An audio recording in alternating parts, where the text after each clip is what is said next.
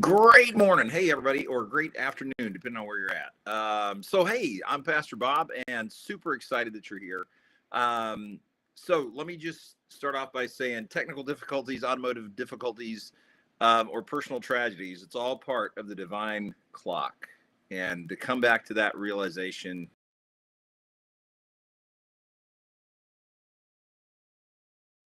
is a problem. Let me tell you a little, no, you don't want to ask. Had a cat and a couple of kittens dropped off in our yard because we live in the country. So we've been dealing with that as part of our divine timing. Yep. So today we're going to be talking about something kind of interesting. And I want to kind of preface that with this scripture. It's 1 Corinthians 1, starting off at 22. We're going to go all the way to 25, but we're only going to take the first part of that passage today. And here's what it says. Jews want a sign, seek wisdom, but we teach and preach Christ crucified, to the Jews a stumbling block, and to Gentiles foolishness. And we are all Gentiles. Interesting passage. I want to read that one more time. For the Jews want a sign, Greeks seek wisdom, but we preach to the Jews a stumbling block, absolute foolishness. So we're going to take a minute and do some breathing, and I've got a question for you. In your meditation, once you take a couple of deep breaths and just kind of relax and settle in, I want you to breathe in and just say, the divine is, and when you breathe out, fill in the blank with the first thing that comes to your mind. Fill in the blank with, trust me, for a long time, my word for the divine was a curse word. It could be an authoritarian word. It could be whatever word you want it to be, whatever description you want it to be. But the whole point of this passage and the whole point leading up to what we've been really talking about in Ascension Healing Fellowship this whole time is the divine is, what? So, if you feel like closing your eyes, that would be great. Just kind of your gaze, gently close the eyes. And we want to take a couple of really deep breaths in and let them out slowly. And as we do, what we want to do is just begin to feel the shoulders and the face and the jaw and all of this just relax and let all the tension go. So let's take a couple of big, deep breaths. Fill in the belly, fill in the chest, and then out through the mouth. You ready?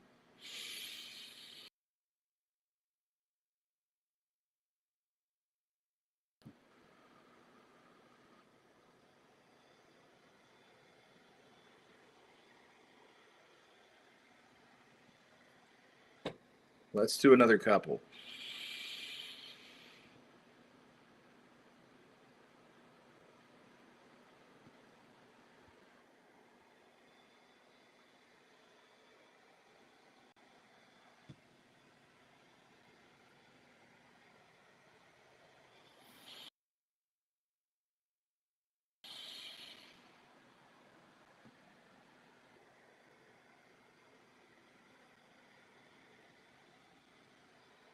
Now you can say this out loud, or you can say it in your heart. But as you breathe in, the divine is, and as you breathe out, what is the divine to you? I'm going to do mine quietly, and I'll tell you why later.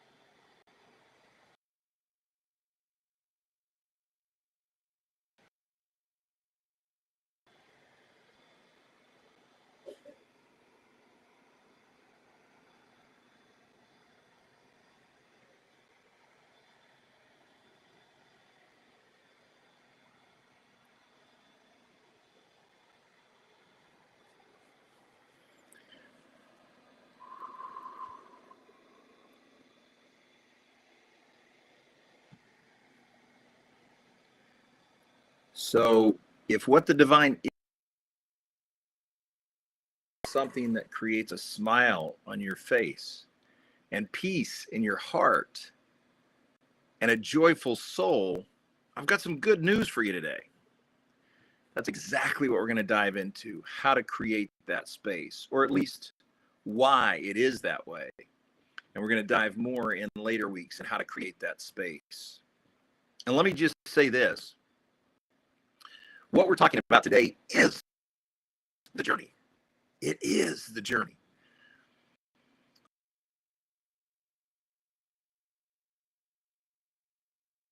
In mercy that never ceases, that's the journey. And today, we're going to talk about some different types of gods. But here's a game that we're going to play to start off with. I want you to picture in your mind a dog. If I were to say a dog, what picture do you see? Red dog, gray dog.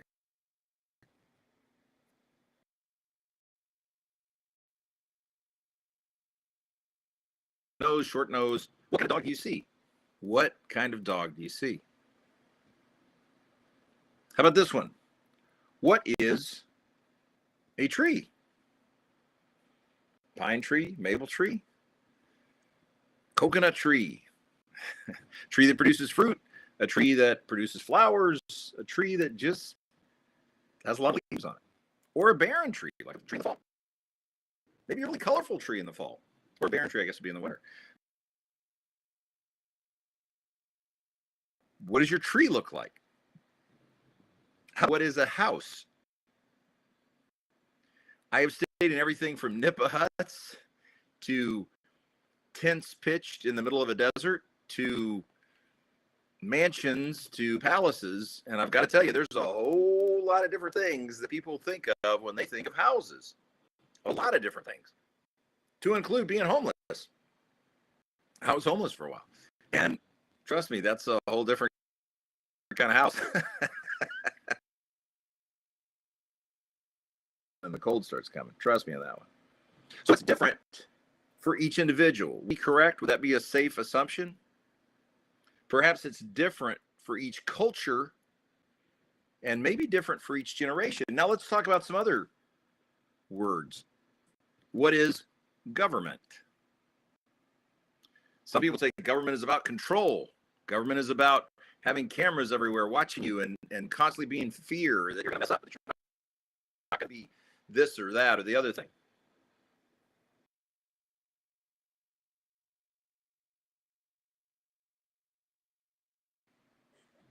What is law? Definitions of that. Is it different for each individual? Is it different for each culture? Is it different for everything? Yeah, pretty much. Pretty much. It's very, very, very different. How about this one? What is slavery? Slavery, that's such a bad word. Really? Well, let me ask you a question. This is my stuff. So, did you buy anything made in China this week?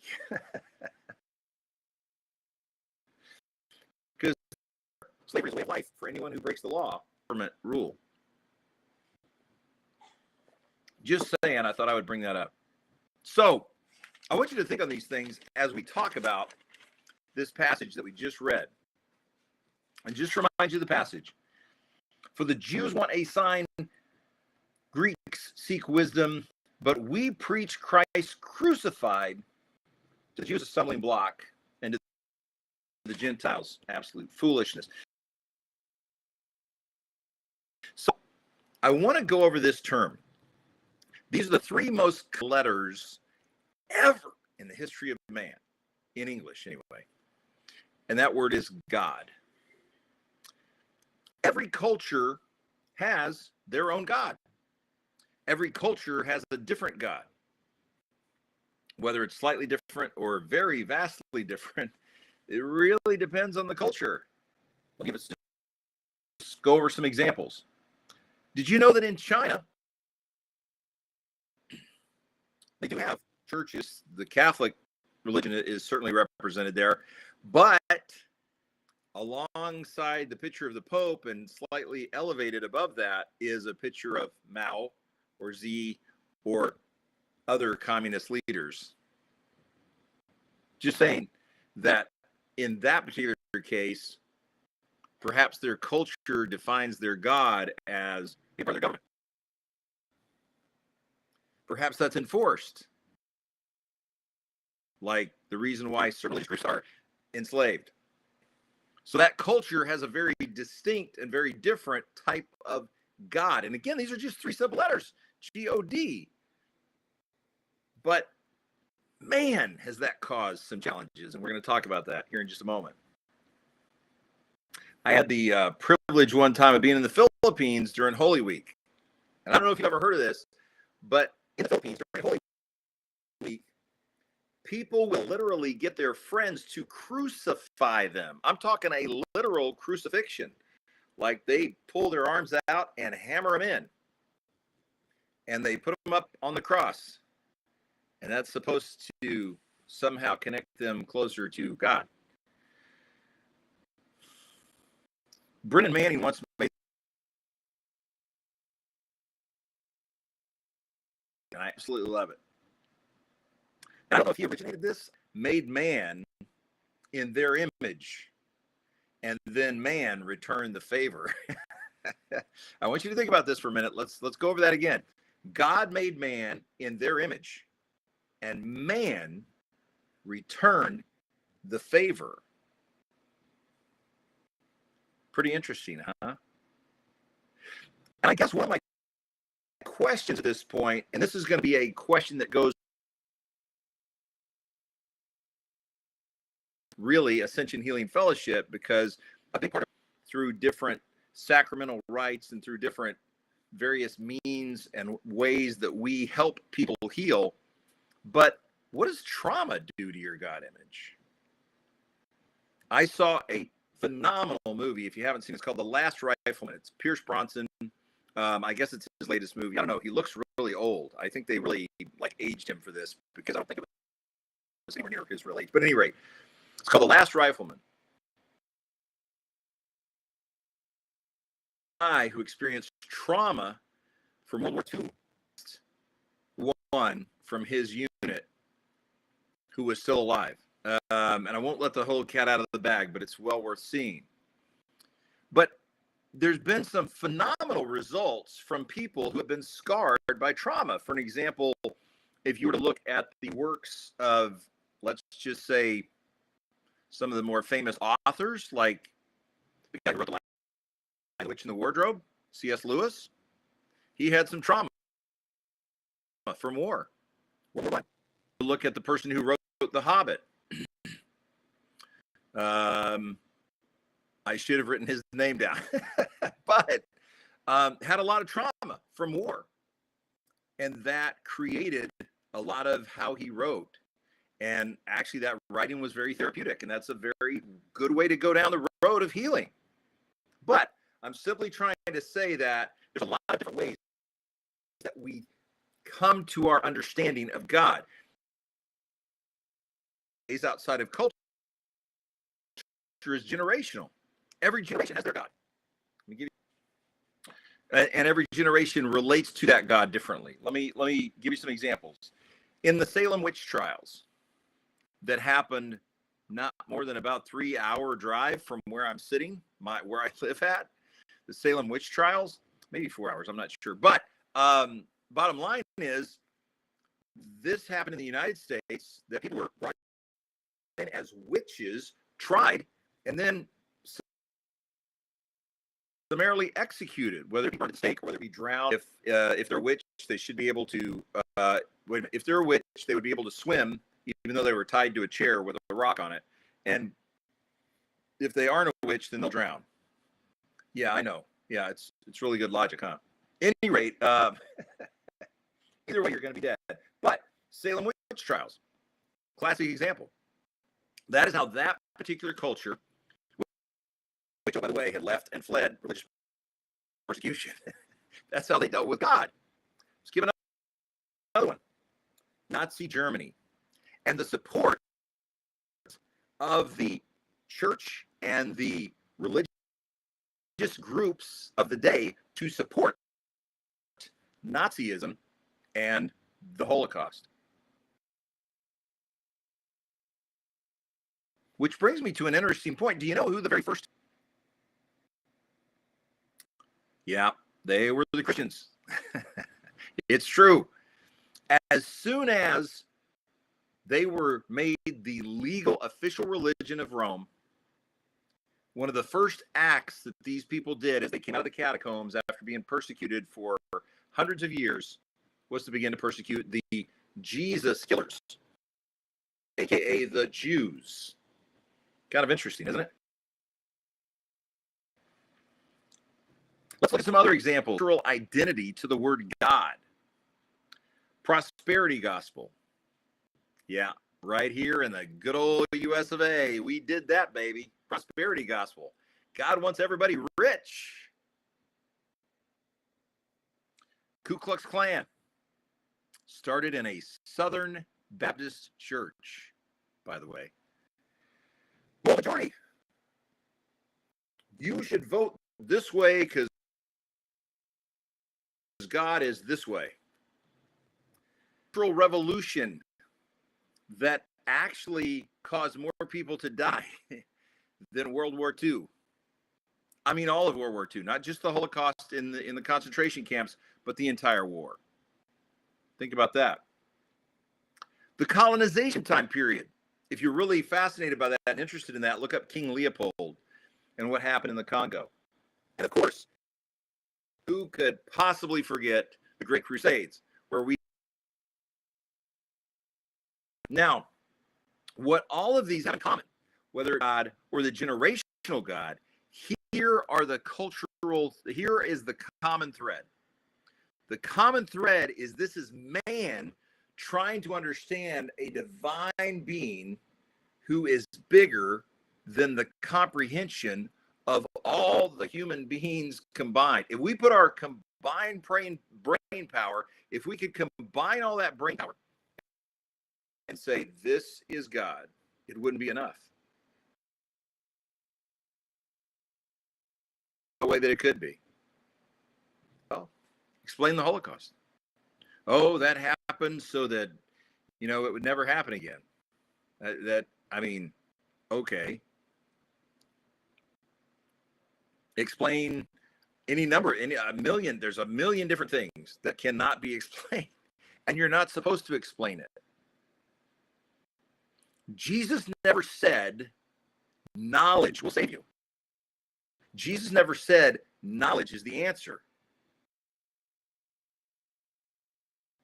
He said love is the answer. Which we're going to get into that point in a minute. But the common thread is man not wanting to look humanly foolish, but use the God card. Well, I don't want to look like a fool, so we have to be able to put this God in a box. If you look at the birthplace of the Christian religion, it is what's called the Nicene Council. And that council was brought together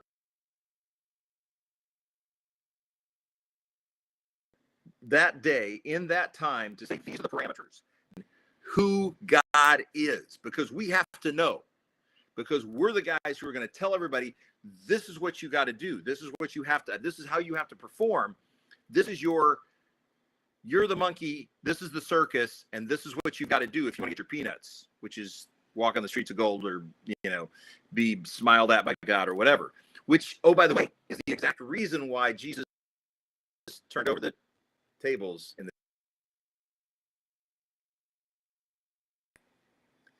No shall come between man and God. This is why the curtain that separated the Holy of Holies was split from the top to the bottom, all the way down. It was split when Jesus died. Because the message of Christ is plain. If you want to see it, and here's the message of Christ. You're all loved by the divine. You're all in the embrace of perfect love, which is beyond human comprehension, which will never leave you or forsake you. And here's why it has to be beyond human comprehension. Let me throw out a couple of words. Child molester. Loved by God. I don't make this stuff up. One of the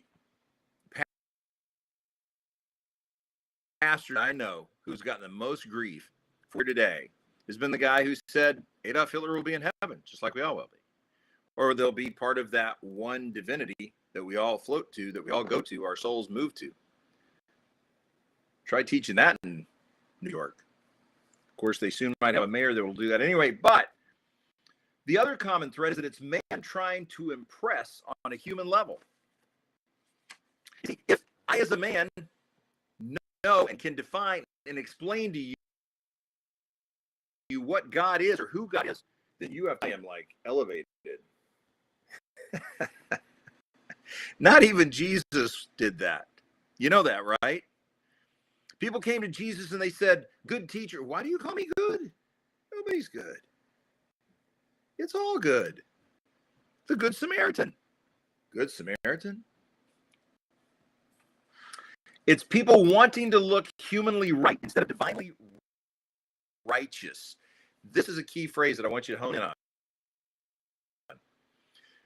For us to define God, us wanting to look humanly right instead of divinely righteous. And what is divinely righteous? Loving, going on a journey, healing, helping others heal, loving, being kind, loving. That's it. God is love. God is perfect. How can you be more perfect than perfect love? So the question is, how do we be divinely righteous?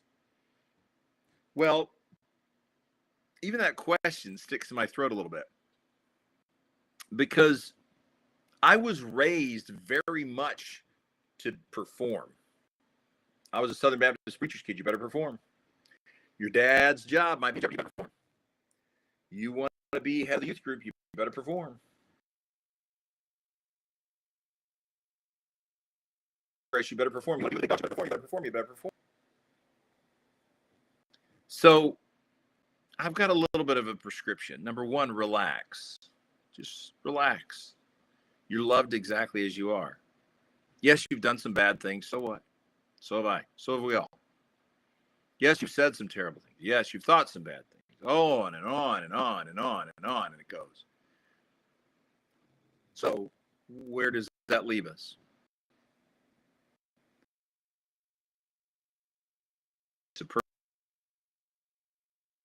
Prescription. Number one, believe. Believe. Jesus said, believe and you will be saved. Now, we've made that out to be, believe in this one religious group. Believe in this one idea. Believe in doing it this way. Believe in performing the way I perform, and you'll be saved. Those other guys, well, I'm not so sure about that. Like that. Believe that you are the beloved of the divine, with divine DNA within you, because you were made in the image of the divine. So you have divine DNA within you.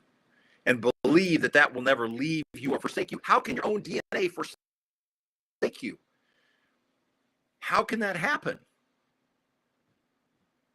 Secret, it can't. Okay? The big reveal, it can't.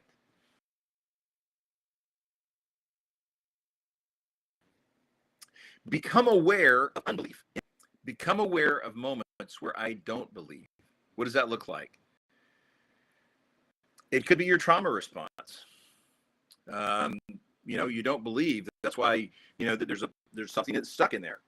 That's why I would say whatever it takes for you to get through that hurdle or get over that hurdle, I would do that.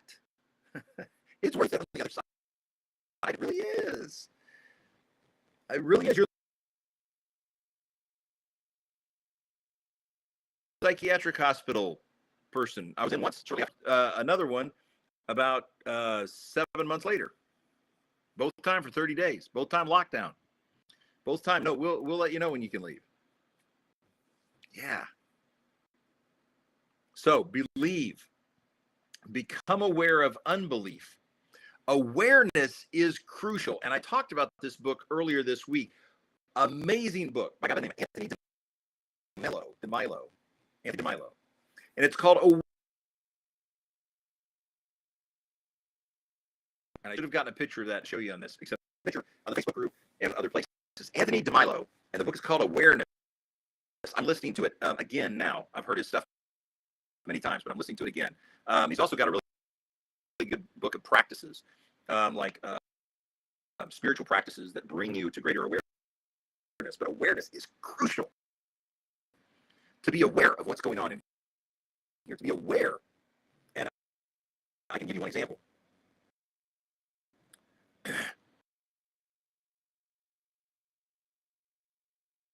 My dad died when I was around 10 or 11. Many of you know that. Whatever you want to call it. And I had a lot of fear of getting close to somebody again. I didn't want to hurt like that. Man, that hurt and scarred me. And I mean, it was devastating. And for years, I pushed so many people away. And let me tell you, that's a quick way to make your life suck. You want your life to suck?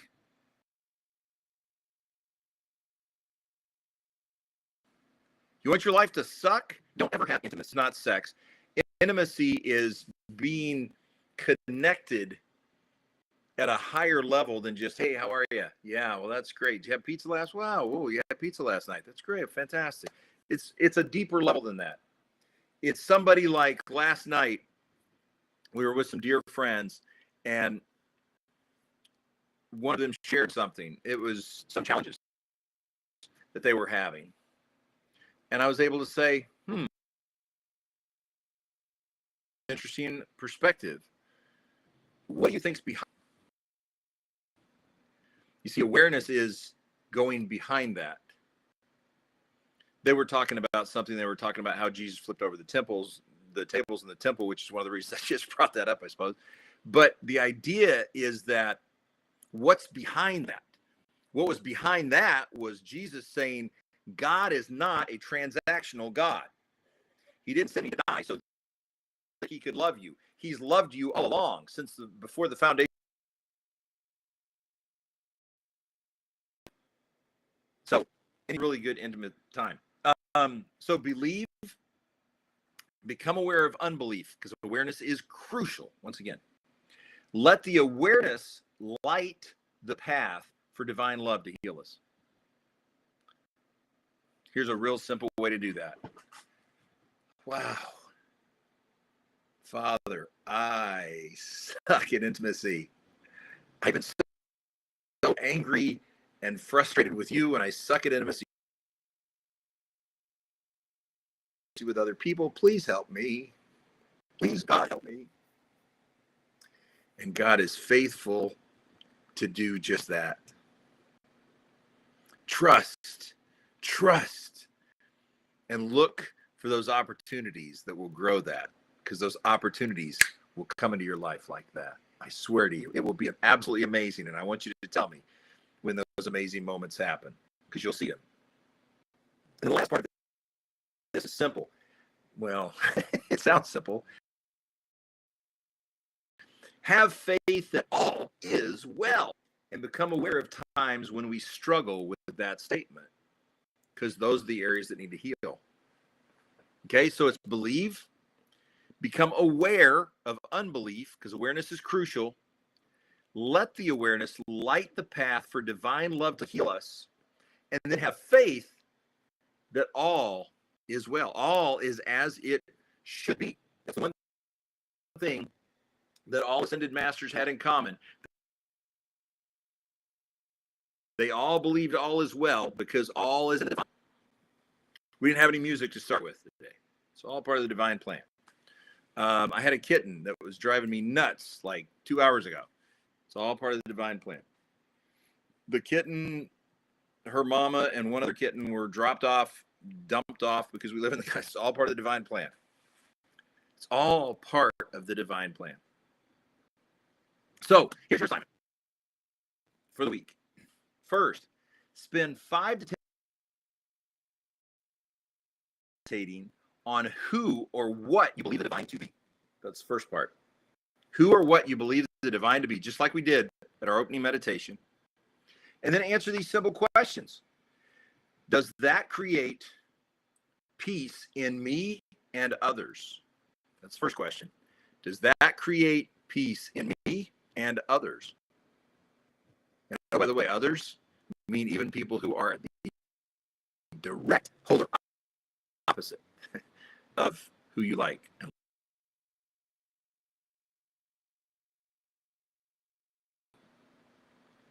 Question number 2, why or why not? Or why does that not create peace in me and others? And the third question is, how do I need to develop my God image? How does my God image need to develop for me to be at peace? How does my God image need to develop for me to be a fool? Because you will be a fool. Believe all is well. Because there's a divine being who's in charge of everything. You will be a fool. Jews wanted a sign. What kind of sign did they want? Well, they wanted a Messiah to come back with a sword and smote all of the smote. Yeah, that's an old word. But yeah, they wanted to just kill all the Romans and be the power, earthly power, something we can see with our human eyes and feel with our human feelings. The Greeks wanted wisdom. So that's the mystery of the universe.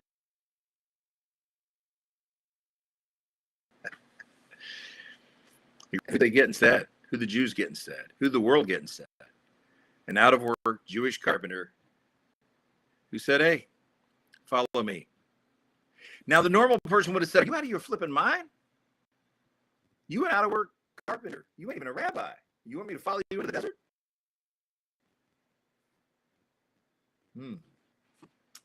For the Jews want a sign. And Greeks seek wisdom, but we preach Christ crucified. To the Jews, and to Gentiles, absolute foolishness. Ready to be a fool? Learned something a long time ago by a Marine who got pretty badly shot up in Vietnam and spent the rest of his life talking to people about how much God loved him. He taught me this. He said, you can be a fool for this world, or you can be a fool for Christ. Might be a good day to make a decision. Think on that as you go through this week. Follow up on your assignment, and let's talk about that at Wednesday prayer meeting. How's that?